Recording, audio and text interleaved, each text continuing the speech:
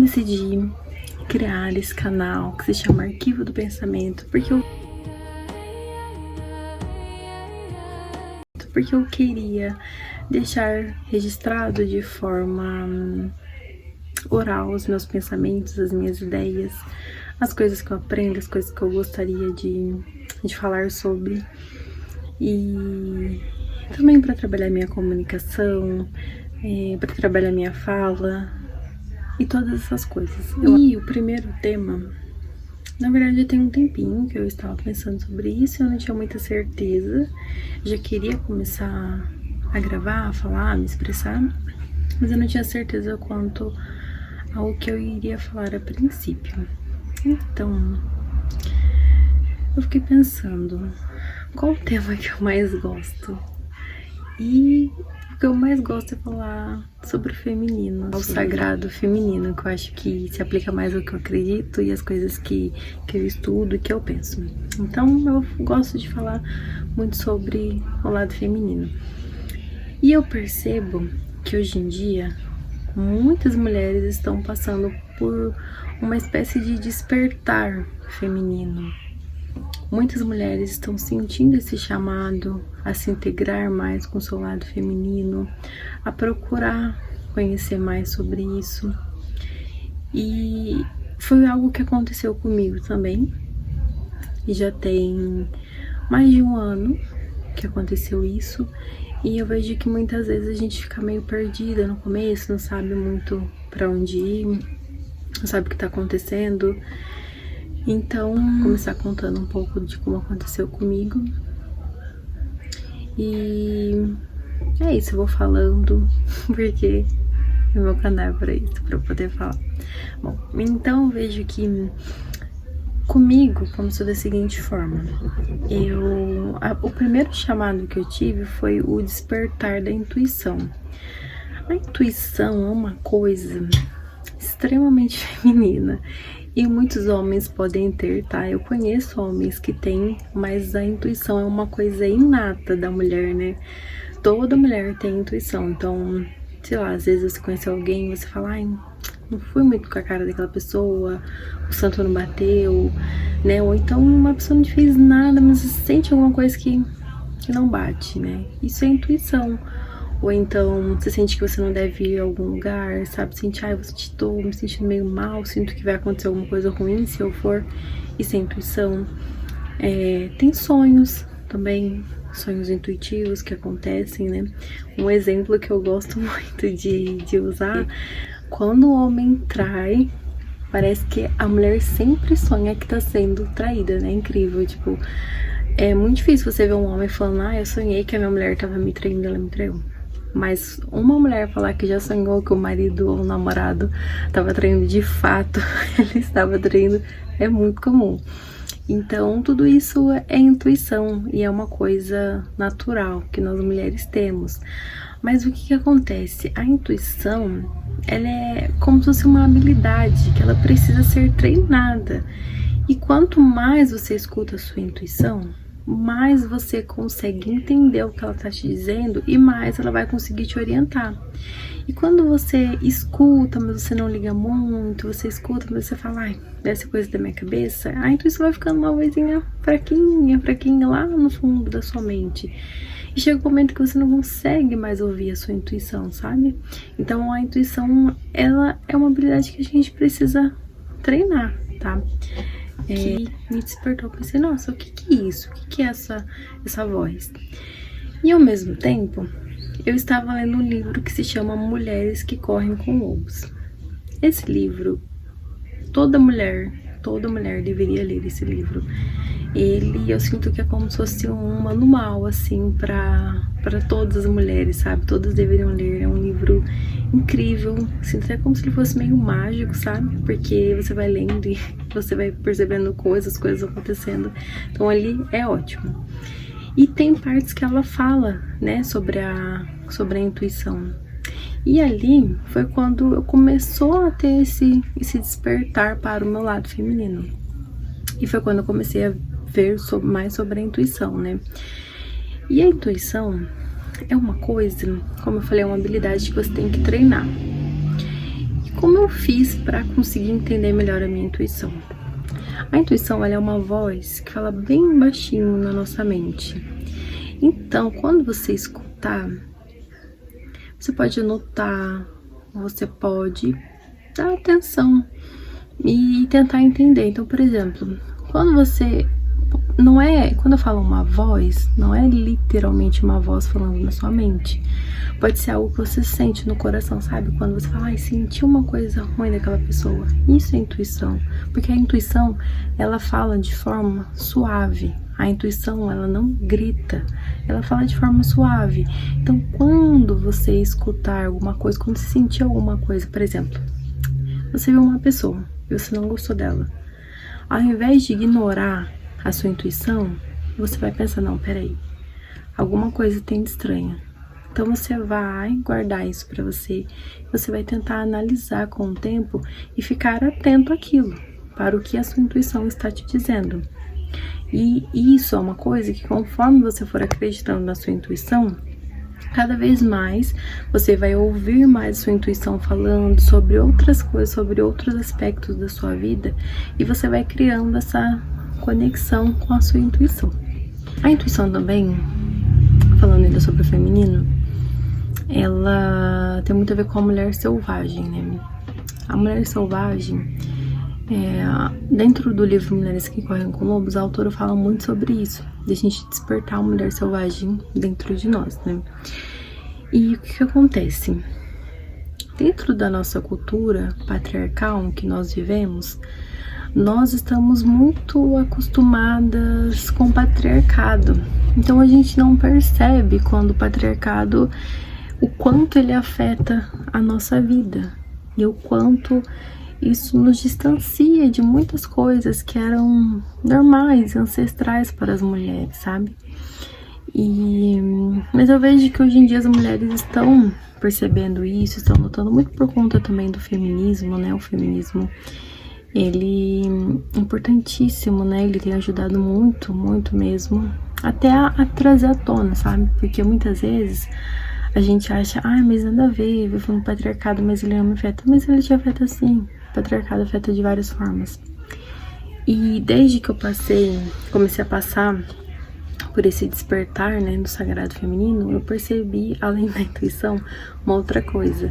Eu passei a consumir mais vozes femininas, né? Seja através da leitura, né? Eu adoro escritoras femininas, tá? Não só feministas, mas escritoras mulheres, em geral. A escutar podcasts de mulheres, músicas, né? Só com cantoras femininas. Então eu procurei dar mais atenção para o que as mulheres estavam dizendo. Porque muitas vezes, na nossa cultura, o que mais tem é espaço para homem. São vozes masculinas o tempo inteiro falando da nossa mente. E quando você começa a procurar mais conteúdo de mulheres, você muda a sua visão de mundo, você se sente mais acolhida, porque você percebe que várias mulheres estão passando pelas mesmas coisas que você passa. Então, isso é muito importante, começar a ouvir mais as vozes femininas, né? E eu vejo que isso é uma coisa que também muitas mulheres acabam passando por esse processo. Uma outra coisa também, dentro desse processo de despertar, é a parte espiritual, né? A parte espiritual eu vejo que eu não sei porquê ainda, mas eu vejo que é algo que acaba acontecendo muito, né? Quando as mulheres começam a despertar, essa parte espiritual também vai se despertando. Eu acho que as mulheres naturalmente são seres mais ligados com a espiritualidade, né? E eu acho que é normal que isso aconteça. Só que a parte espiritual tem várias questões, né? Tem a questão de você ter mais conexão com a sua espiritualidade, mas também, e aqui ficou um pouco polêmico, mas eu não tô nem aí porque eu tô falando o que eu penso, entre a questão da religião, né? Eu, particularmente, hoje, vejo que a religião é o maior instrumento que tem de repressão feminina. Porque dentro das religiões monoteístas, tá? as religiões monoteístas são o cristianismo, né? Dentro do cristianismo a gente vai ter o catolicismo, os protestantes e todas as outras religiões cristãs. Tem o islamismo também e o judaísmo. Então, dentro dessas 3 grandes religiões monoteístas, as mulheres são reprimidas, né? Elas não têm muitos direitos, não têm voz, né? E eu falo isso porque eu fui cristã minha vida inteira, minha família é cristã e hoje em dia eu não sou mais, mas então eu tenho, né, esse conhecimento, essa visão, e quando eu comecei a passar por esse processo feminino, eu comecei a descobrir um outro mundo. E o que acontece? Dentro do monoteísmo, nós somos ensinadas que o Deus é um Deus masculino, que é um homem. Só que eu adoro aprender sobre culturas diferentes, sobre história, né? Quando você começa a pesquisar, você percebe que existem deusas femininas e que em várias culturas não existiam só um deus masculino, mas vários deuses. Então, por exemplo, dentro da cultura celta, nós temos vários deuses e deusas, né? E muitos dos mais poderosos são mulheres.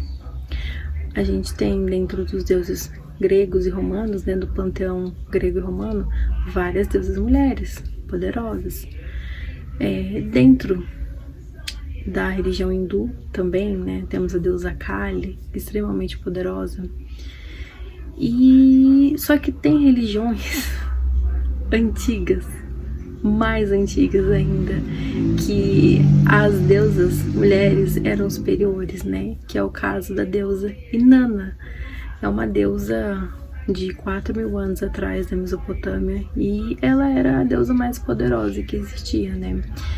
Então hoje, pra mim, eu falo isso com naturalidade, mas quando eu comecei a descobrir sobre isso, eu fiquei em choque, assim, sabe? Porque não é que culturas antigas são certas ou melhores do que as culturas atuais, né? Do que a cultura que nós temos hoje em dia. Mas quando você pensa que antes de você existiram várias culturas que cultuavam deusas femininas, deusas mulheres, né? E que deusas mulheres já ocuparam um lugar hierárquico superior, coisa que mexe com a mente, né? Porque dentro de um sistema patriarcal e monoteísta, o que foi ensinado é que só existe um Deus que é homem e que é superior a tudo, né? E tem até a questão da história de Adão, né? Então tudo isso já traz, por exemplo, a mulher não foi o primeiro ser a ser criado, né? Então foi um homem, a mulher veio do homem, um Deus masculino. Então, assim, dentro da religião monoteísta, a mulher, ela nunca tem lugar de protagonismo. E quando você descobre que existem outras religiões muito mais antigas do que essas que a gente tem hoje, onde a mulher tinha protagonismo, você para e pensa e reflete, olha, então não é bem assim, já foi diferente, o mundo já foi diferente. E eu acho que são questionamentos relevantes que a gente precisa pensar, que a gente precisa trazer. E eu acho que a religião é um ponto, assim, extremamente importante. Eu acho que é uma das formas onde as mulheres acabam ficando mais presas, submissas. E claro que eu sei que eu já fui outra católica tradicionalista, já fui em igreja evangélica também.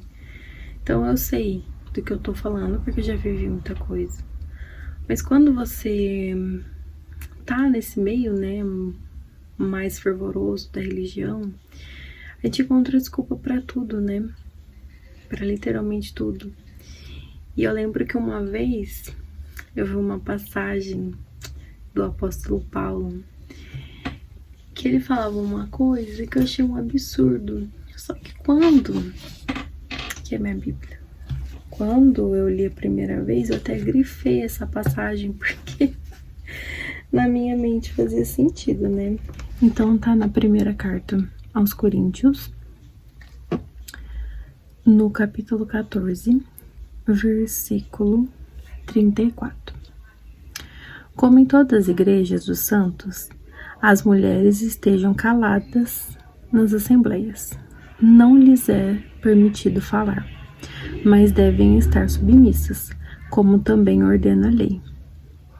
Se querem aprender alguma coisa, perguntem-na em casa aos seus maridos, porque é inconveniente para uma mulher falar na assembleia. Isso aqui é só um trecho de vários que existem desse tipo dentro da Bíblia.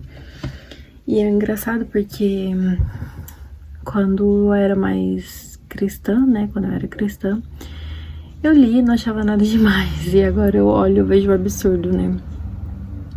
Uma coisa que me ajudou a ter esse despertar, né, espiritual, eu acho que eu sempre tive alguma coisa assim dentro de mim que mostrava que isso não estava certo. Eu lembro quando o Porta dos Fundos lançou um vídeo chamado Deus, e na época eu achei um absurdo, mas sabe quando uma coisinha dentro de você fica falando, tem alguma coisa que faz sentido? Ainda bem que eu não tenho compromisso com a qualidade, porque senão eu estaria preocupada, já tive que parar umas 10 vezes, e tudo bem. Então eu tô falando sobre o vídeo Deus, do Porta dos Fundos, e nesse vídeo é muito interessante porque a mulher morre, né, e quem tá lá é um deus da Polinésia, e no final ele fala assim, que todas as religiões acreditam em um deus, em uma das religiões tinha que estar certa, e a que estava certa era da tribo da Polinésia, né. E é muito engraçado porque eu acho, hoje em dia, né, com a cabeça que eu tenho, eu acho uma arrogância extrema você achar que a sua religião é a certa, sabe, dentre tantas que existem no mundo. E, sei lá, as pessoas simplesmente nascem numa religião e passam a vida inteira nela e acham e nunca se abrem sequer para conhecer outra religião e acham que a sua religião é a única certa, sabe? E aqui ainda, né, no Brasil, né, na América Latina, onde eu vivo, né, o cristianismo é muito forte, né, mas se a gente pensar, por exemplo, na Índia, onde o hinduísmo é uma religião muito forte, lá para eles os deuses hindus é que são os deuses certos, sabe? E daí eu acho muita pretensão a gente achar que o nosso Deus é o Deus certo, sendo que o hinduísmo ele já existe há muito tempo, bem antes do cristianismo. E fora outras culturas que acreditam em outras coisas, né? A gente vai ter na China, Japão, que são bem distantes, né, do cristianismo. Bom, então eu acho que quanto antes a mulher ela descobre, né, sobre isso, sobre a religião, e quanto antes ela vai descobrindo que existem outras divindades e outra forma de ser mulher, isso é importante.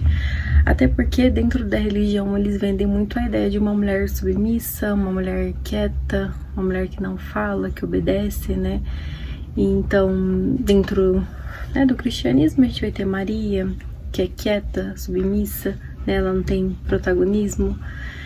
E é isso que eles querem vender para as mulheres, né? E já em outras religiões, por exemplo, na cultura, no panteão grego, a gente vai ter Artemis, a gente vai ter a Atena, que é relacionada à sabedoria, a gente vai ter a Hécate, que é uma deusa incrível, extremamente poderosa, né, ligada aos limiares, à morte, enfim. A gente tem a deusa Kali, né, dentro do hinduísmo, que também tem a ver com a guerra, e ela tem várias faces. Eu já tentei gravar 300 vezes, mas tá difícil, parece toda hora, tô interrompida. Mas vamos lá, tá? Continuar. Eu já falei sobre vários temas. Eu acho que uma outra questão importante dentro do despertar é a nossa conexão com o nosso corpo, né? Porque eu percebo que dentro da nossa cultura tem uma ideia de que a sua alma tem que subjugar a mente e o corpo, como se fosse uma hierarquia, né? E, de certa forma, a gente aprendeu a odiar o nosso corpo. Isso é uma coisa que faz parte da nossa cultura, né? Então, eu lembro que quando eu era mais jovem, o problema era o corpo, né? Ou você era magra demais, tinha distúrbios alimentares, anorexia, bulimia, né? Ou você tava acima do peso e lutava contra isso. Então, o padrão era você ser magra, né?